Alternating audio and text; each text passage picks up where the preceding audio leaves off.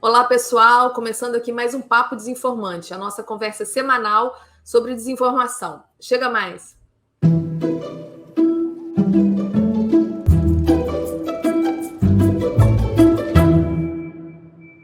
Olha, eu vou começar o papo falando um pouco sobre os movimentos aqui no Brasil em direção à regulação das plataformas digitais, né? Depois daquele aceno do presidente Lula, que a gente comentou aí no último Papo Desinformante lá na conferência da Unesco, dizendo que o Brasil vai cumprir um papel importante aí na sugestão e na elaboração, né, de uma regulação global das plataformas digitais, porque afinal de contas o problema da desinformação é um problema mundial.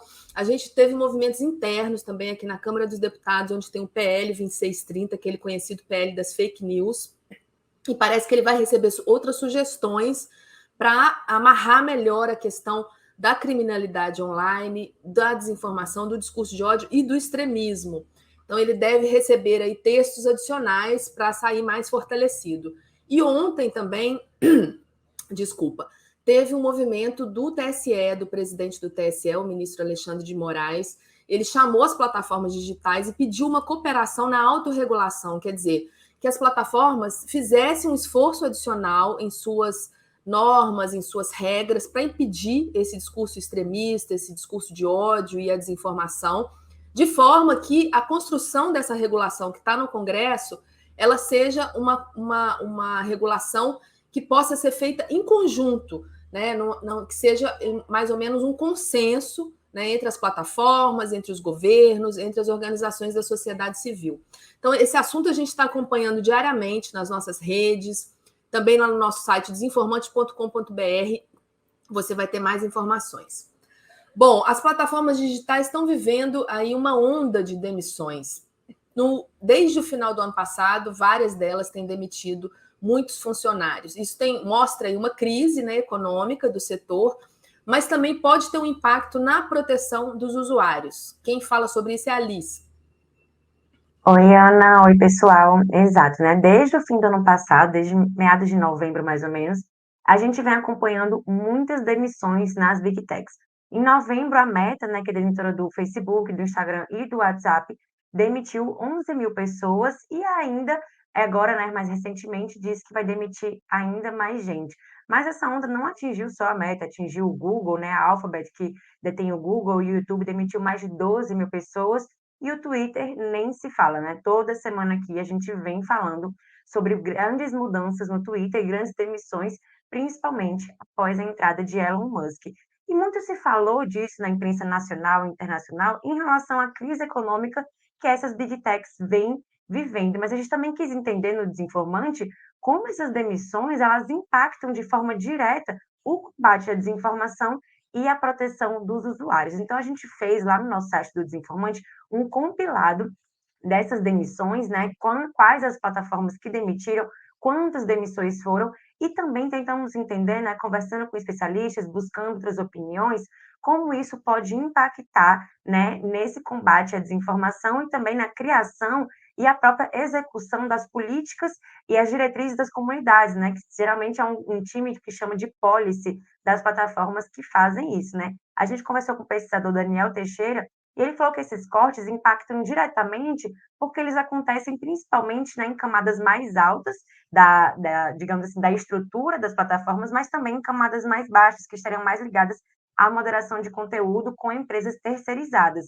Nessas empresas terceirizadas, né, a gente vê uma parte mais direta, digamos assim, que seria uma demissão de moderadores de conteúdo. E na parte mais alta da camada, digamos assim, né, de valores mais altos, de executivos, de diretores das plataformas, a gente vê um grande impacto porque muitas vezes enxuga-se a equipe responsável por determinado fim, ou então buscam pessoas com valores, né, com, digamos assim, remunerações mais baixas e que talvez não tenham tanta experiência na área.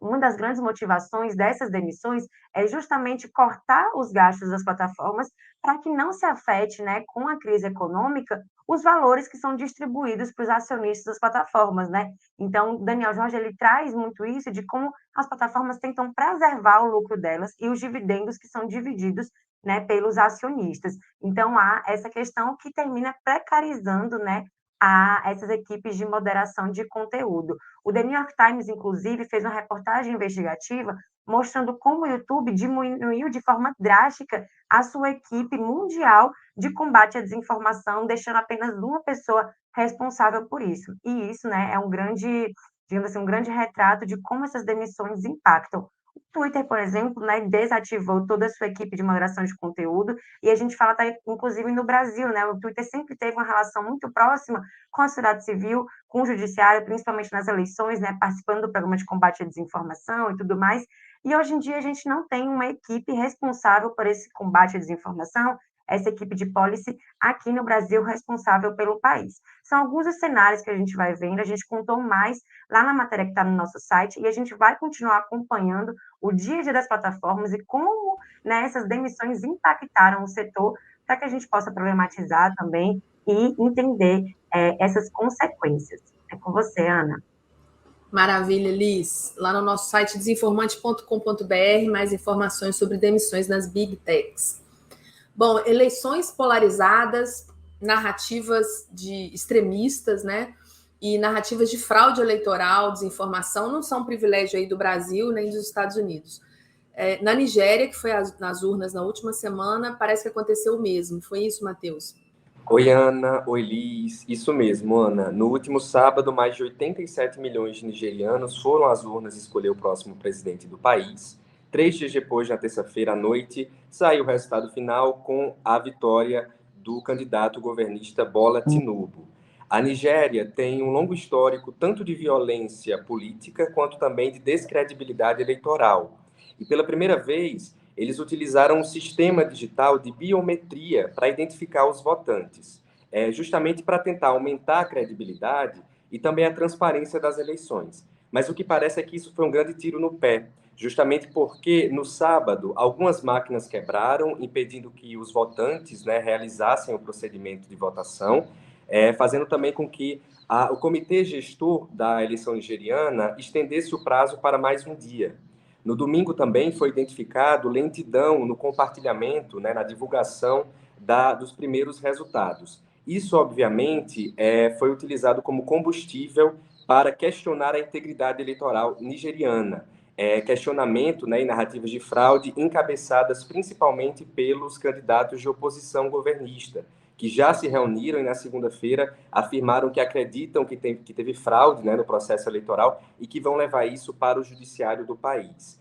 Mas, como eu falei no início da fala, a Nigéria, por conta do seu histórico, tanto de violência política quanto também de descredibilidade, torna essa eleição nigeriana muito peculiar e delicada em relação às outras eleições que também tiveram narrativas de fraude rondando aí o processo eleitoral, inclusive no Brasil do ano passado. Mas, além das narrativas de fraude, também houve desinformação nas plataformas. O pesquisador Kofi Ieboah denunciou a demora do Twitter em remover conteúdos desinformativos durante o pleito eleitoral. E dias antes das eleições, já vinha sendo discutido a falta de atenção das plataformas na moderação de conteúdo durante as eleições em países africanos. E esse ponto é muito interessante e precisa ser tomado com atenção, justamente porque mostra a discrepância de tratamento e de investimento dessas plataformas entre os países do norte e do sul global. Tudo isso nos leva a crer que um cidadão de um país africano não tem o mesmo tratamento e a segurança dada por essas plataformas do que um cidadão no país, no continente europeu, por exemplo.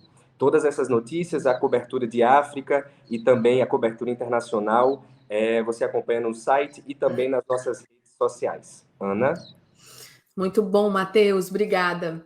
Gente, o Papo Desinformante está ficando por aqui, mas tem conteúdo novo aqui no canal do YouTube, o Novo Desinformante Explica, e o tema é moderação de conteúdo. Tá super legal, feito pela nossa coordenadora geral, a Nina Santos. Compartilha com os amigos, a gente vai ter que aprender sobre esses termos, entender o que eles querem dizer. Eles fazem parte dessa temática da regulação, né, que está em discussão no Brasil, e também para a gente saber nossos direitos, né, como usuários das redes sociais. A gente fica por aqui, mas clica aqui, curte, compartilha. Nas redes nós somos Desinformante BR no Twitter, Desinformante BR no Instagram, nosso site desinformante.com.br. Obrigada pela audiência, tchau.